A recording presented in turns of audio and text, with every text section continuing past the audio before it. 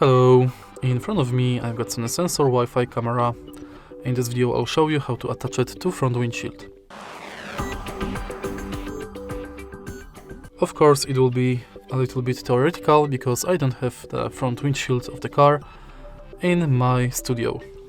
So firstly let's attach it to the holder.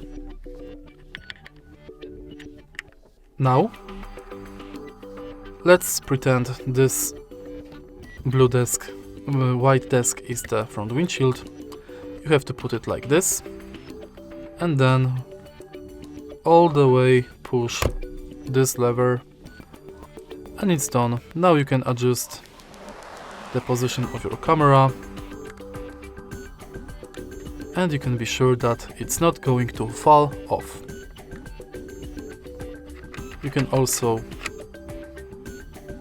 a little bit loosen this part so it will be easier to adjust it, then you can tighten it. To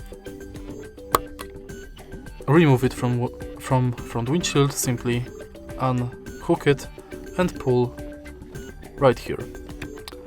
And that's basically it. If you find this video helpful, please leave like, comment and subscribe.